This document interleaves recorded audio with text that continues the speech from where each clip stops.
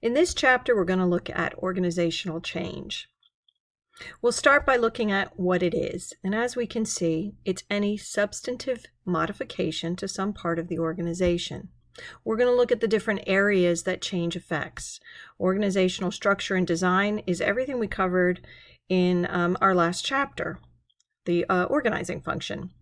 Technology and operations is another area affected by change, as well as people. We'll look at where change comes from. We can see that it comes from both internal forces as well as external forces.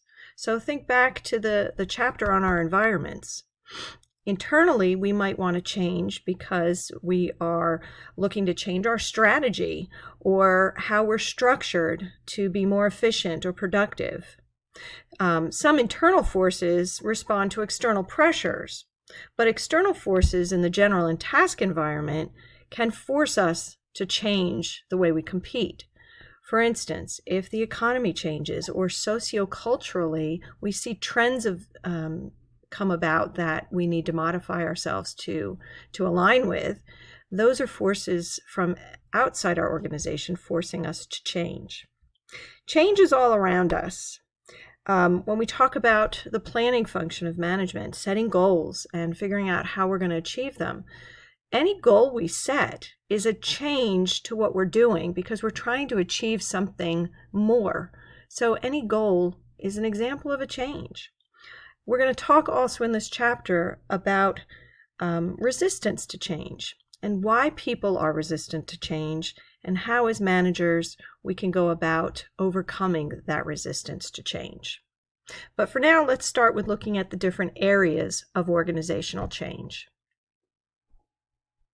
First, let's start with organizational structure and design. As I said, that was basically the last chapter we covered, the organizing function of management. That's where we talked about how we design jobs, departmentalization, reporting relationships, how authority is distributed throughout the organization, how we coordinate, whether we have line or staff structure, basically the overall design of our organization.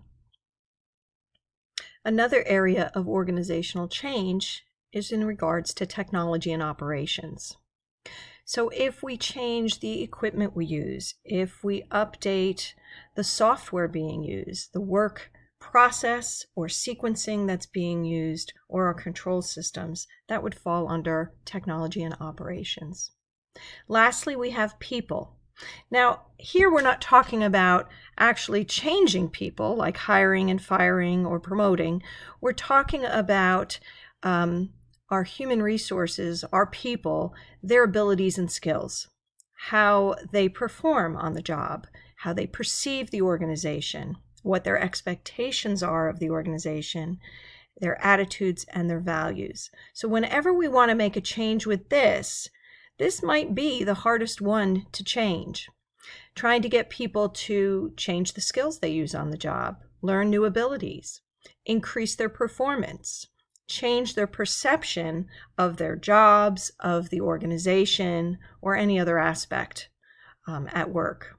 Also changing their expectations or attitudes and values. So this can be the most difficult, and what we'll see in our next chapter or chapters to come when we talk about behavior and motivation, we'll be learning better how to do those things.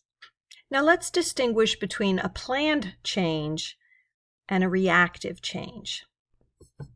A planned change is designed and implemented in an orderly and timely fashion in anticipation of future events. So when we talked about setting goals or changing the direction of the company, doing a SWOT analysis and coming up with our strategy for our business, and going forward and implementing that strategy, that would be a planned change. So if we look at our environment and we are, let's think about McDonald's. If they see that people want to have healthier meals, healthier options, they might make a planned change to change their menu to accommodate that, perhaps adding more salads or adding more options with fruit. That would be a planned change. A reactive change is something that's more piecemeal in response to events and circumstances as they develop, more of a knee-jerk reaction. For example, think about the economy taking a quick turn for the worst, and you are stuck with all sorts of inventory that you have to get rid of. Your reactive change is to find a way to unload it quickly, and maybe that's slashing the price. That is a reactive change. It's something that you're doing in response to something that's happening in the moment. Here are the steps in the change process. By following this logical and orderly sequence, we can increase our chances of having a successful change. We first start by recognizing the need for a change. It's important to establish goals for the change. If you don't have goals for the change, you might not stay on course and accomplish what you need to accomplish. Then it's important to diagnose the relevant variables, select the appropriate change technique, plan for the implementation of this change, implement, and as with every process in management, you need to evaluate and follow up to see how it went. We can look at the coronavirus outbreak and how that affected any number of businesses, but let's specifically look at higher education. So clearly, the college recognized there was a need for a change. We knew we couldn't keep having students on campus in large groups. Goals were established for the change that had to be made. The goal was to make sure that all students could finish the semester successfully. What were some of the relevant variables? Well, they had to think about the live classes that were going to now have to be online. And with some of the classes, you didn't have people teaching those classes that had necessarily any online component to begin with. One of the decisions that was made early on was to extend our spring break, allowing the professors time to figure out a plan going forward to finish the semester. In this unique situation, the selection of the appropriate change technique really was left at the discretion of the professor for each individual class. The planning for the implementation of the change also had to do with making sure everyone was aware of how this change was going to affect other areas of the college, and also how the change would affect students. Did students have reliable internet at home? Did they have devices on which to do the work? And all those different things were taken into effect. Obviously, we had to implement pretty quickly, and we will be evaluating and following up after the semester ends. That was, during the semester, this was reactive change. Now, the plan change regarding coronavirus is about looking ahead to the summer and making changes before the summer gets here for those classes. And for the summer semester, we'll follow this same change process, but the goals will be different. It's not just going to be about students being able to successfully complete the semester. It's going to be about setting up a schedule that is completely online. A lot of revenue is lost with canceling all the live classes. So how can we offer a full schedule that's completely online? Now, in the regular semester, you took classes that were never online and had to finish them online. For instance, the most difficult courses were the science courses where you had a lab that you did in person.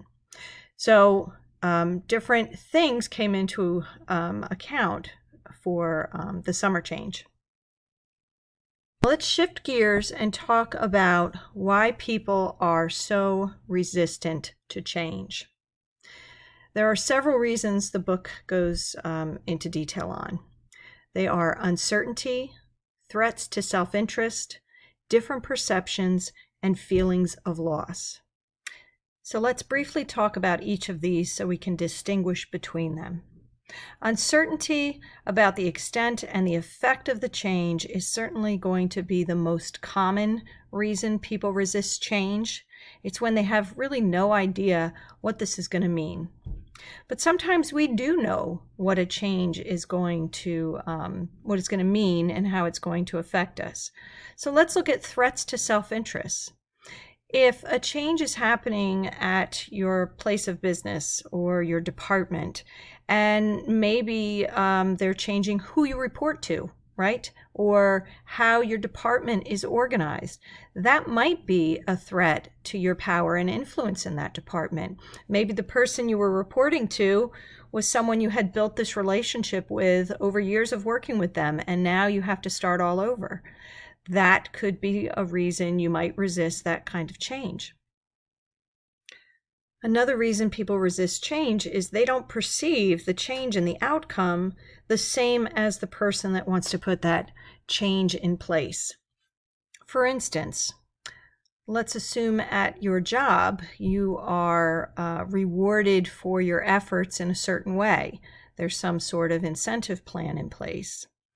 A manager decides they want to change that incentive plan because they think it will be better for both the business and for you.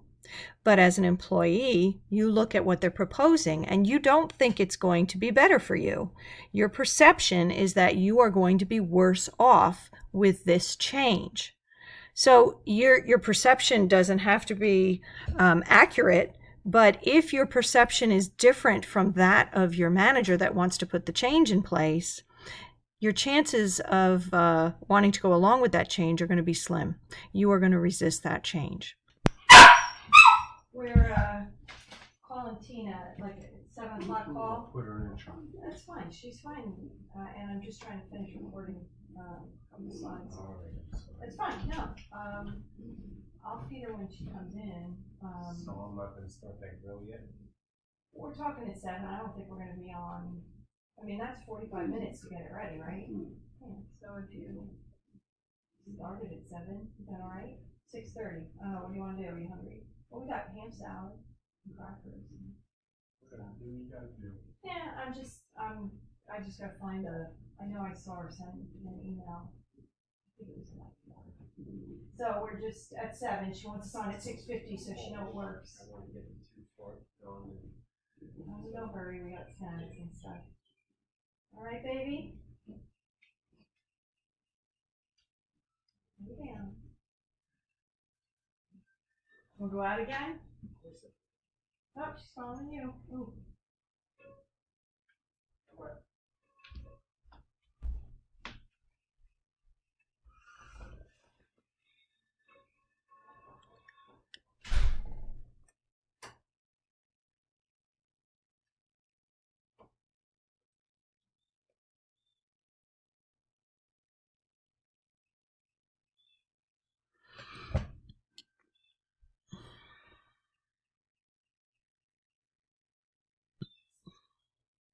Lastly, we have feelings of loss.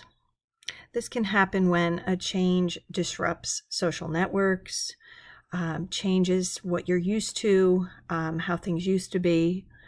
Here at the college, we eliminated the computer science department, breaking it up and putting it in 3 different departments. Computer literacy got put into the business department. Some of the other classes were put into the art and design department, and others went to the math department. So now they were part of new departments that had different ways of doing things, and those people had to adjust to their new reality. So they would have feelings of loss because they weren't working with the same people any longer, and all their what they were familiar with had changed. It's important to note when we want to change a process or anything in our organizations, if people don't want to change, they might not make that change. And in some instances, you might not know that the change hasn't been made. But if the change hasn't been made, then the outcomes that you hoped to get from that change are also not going to be made. So the important thing to do is figure out why people would be resistant to change. This is where we have to have some empathy, put ourselves in other people's shoes, and figure out what kind of resistance we might be up against. Then we can move on to figuring out how to overcome that resistance to change. Here are some of the techniques. Participation is probably the best way to overcome resistance. No one wants to be told, here's how it's going to be, this is what the change is, and do it now.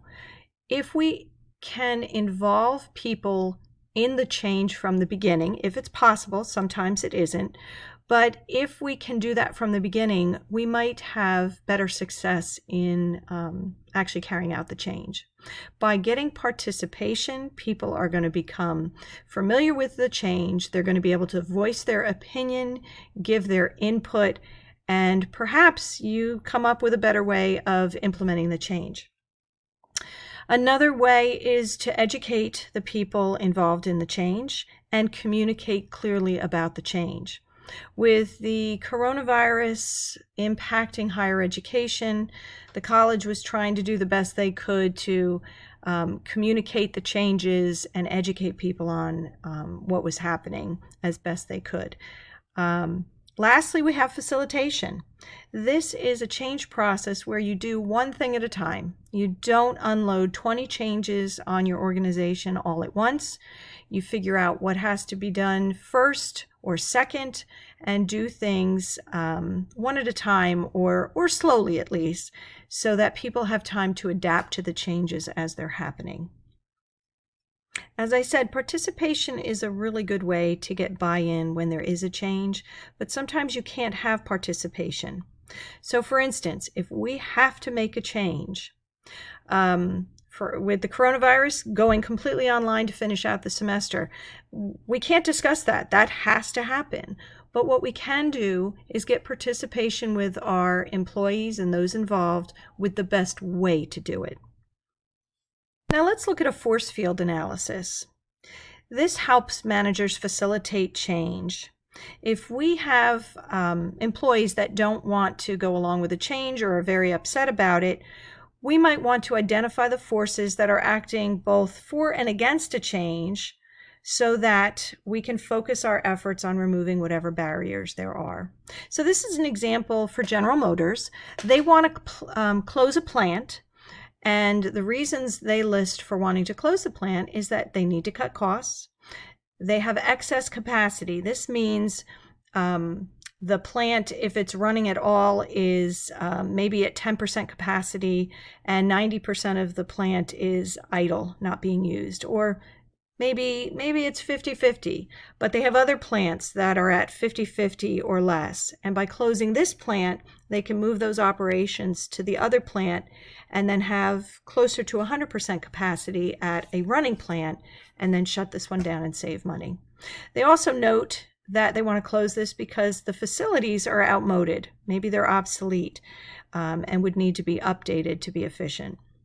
The reasons against closing the plant: the union is against it because jobs will be lost. They're concerned about the workers' welfare. And they say, perhaps we need to keep this plant open because in the future, you might need this space. A force field analysis can be helpful because it identifies the reasons we want to have this change and close this plant. But it also acknowledges the reasons against closing. And what we try to show with this is that the reasons for closing, the change we want to implement, far outweigh the reasons against closing. We can address the reasons people are against this closing, perhaps by offering training and retooling for the employees that would be losing jobs, providing them with other opportunities, and also showing that by keeping this plant open, it affects our profits and losses. And if the company is making less money, it will have less money available to pay increases to our workers and also offer better benefits. Now let's look at re-engineering. Re-engineering is an organizational change, but it's really a radical change. As defined here, the radical redesign of all aspects of a business to achieve some major gains in cost, service, or time. Re-engineering becomes necessary when we enter into entropy. This means our company is in a state of decline because we haven't adapted to our environment as we need to. Let's take a look at the re-engineering process. We have to start by developing the goals and the strategy for the re-engineering effort. What is it we're trying to accomplish? What do we need to do to realign ourselves properly? Top management has to commit to this effort. This is going to be a major change to the entire organization, and top management has to show their commitment to this change for people to get on board. A sense of urgency has to be created in order to get people to move forward with the plan. And with reengineering, since it's such a radical redesign of how we do things, we start off with a clean slate. In effect, we are recreating the organization. Attitudes, values, and performance of our employees. Organizational development is a way that helps us do that. It is a planned, organization-wide effort managed from the top, but it's intended to increase the effectiveness of our organization through interventions in our organization's processes using behavioral science knowledge. So what does that mean? Behavioral science has to do with, if we look back to our theory chapter, human relations and organizational behavior theories. So what we're trying to do is work with our employees on the assumptions that they want to grow and develop in the organization, they want to be accepted, and that they influence how the organization works, and we as an organization influence them. Here's a sampling of the different techniques that can be used with organizational development. For instance, let's look at team building exercises. So for instance, we might take our employees out on a Saturday to some sort of outing where there's maybe a picnic and different activities that we do together. So we might set up a couple teams. There was one example I had read about where the CEO was put on one of the teams. So it was a mixture of different levels of management. They had to, they were competing to get a little toy sailboat across this lake. And when the competition started, the CEO's team's sailboat tipped over and fell, and his competitive nature, he dove into the lake and righted the ship, the little toy sailboat, so that it could continue in the competition. It showed a different side of the CEO to the employees, that he was in it with them, that he would go to great lengths to help them succeed as a team. People laughed, they bonded outside of work and got to know each other better. And that's a way that can increase the effectiveness of the entire organization. Survey feedback is another popular option for developing your organization. Sometimes they're called climate surveys. And what you're trying to do is really get the pulse of your organization and see how people feel. And you might have questions on it that ask things like, if you have an idea, does your manager listen to your idea? Do they involve you in decision making? And it gives a feel for the kinds of things that you're very satisfied with at work or that might need to be improved.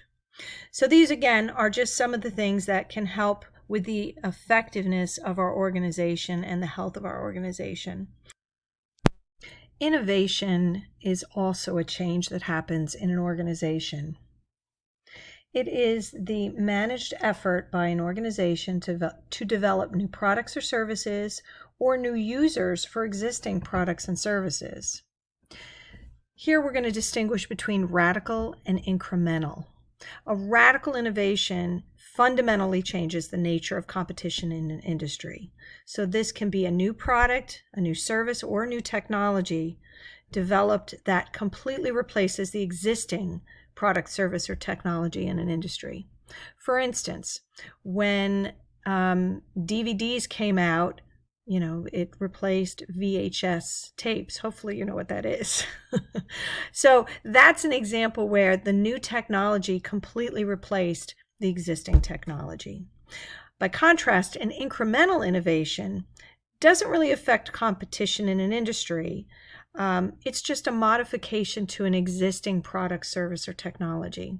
So if you think about a car, we make incremental advances or innovations in a car, adding technology to it. The car still drives like a normal car, it just has an additional feature. So Bluetooth, having Bluetooth in a car, right? It's still a car, but it's a little perk that is now maybe available in that car. Now let's distinguish between technical and managerial innovations. A technical innovation is a change in the physical appearance or the performance of a product or service, or the process through which that product or service is manufactured. We need look no further than the devices that we are looking at this presentation on, right? If you look at your phone or your computer, think about how the inner workings, the chips and the processors have improved over time. That is a change in the physical performance of the product with a technical innovation. By contrast, a managerial innovation is a change in the management process by which products and services are conceived, built, and delivered to customers. Previous example of re-engineering would fall under managerial innovation. Lastly, let's distinguish between product and process innovations. A product innovation is a change in the physical characteristics or performance of existing products, or the creation of brand new products and services, versus a process innovation, which is a change in the way the product is manufactured, created, or distributed. So let's use an example. So developing a brand new product or service is a product innovation.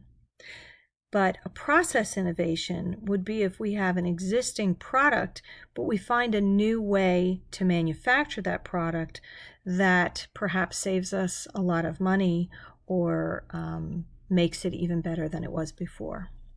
Innovation is a way for us to come up with new products, to improve our products, and hopefully become more competitive in the marketplace. But innovation is a change. So why don't all companies innovate? Following are the reasons, common reasons that we see a failure to innovate. One, sometimes we don't have the resources to innovate. Innovation is kind of a creative process. You have to think outside the box. You're coming up with something new. It's hard if you're constantly working all week and you have no spare time to think of outside the box and do other things. You might not have the resources to innovate. You might fail to recognize that there's an opportunity. If we're not looking at our environment and seeing how tastes are changing and trends are developing, we might not recognize an opportunity in sufficient time to innovate. And then there's always that resistance to change. So how can we promote innovation in our organizations? Well, if we reward innovation, that can be a very effective way of spurring people to want to innovate. We have to have a supportive organizational culture for innovation. Remember, if you're going to do something that's brand new, it's never been done, chances are there's going to be some failures. So the organizational culture has to be supportive of that. If you ask people to stick their neck out and do something completely new and different, and they fail and they get cut down because of that, they're not going to try again. So a supportive culture allows for failures and builds on them. And then also encouraging this kind of entrepreneurship in large organizations. So we're familiar with the term entrepreneurship, which is risk-taking as an individual to start your own business. Entrepreneurship is like risk-taking within a larger organization to try new things. Some of the titles here would be inventors, product champions, and sponsors. So when we talk about innovation and having a supportive culture, I like to give this example of 3M. 3M has a very supportive policy of giving people, I believe it's about 20% time. Employees are given time to develop things that they're interested in. And one of the scientists came up with this new glue. The problem was the glue didn't stick. Now, what are you going to do with a glue that doesn't stick? Instead of looking at it as a failure, they looked at it as, what can I do with a glue that doesn't stick?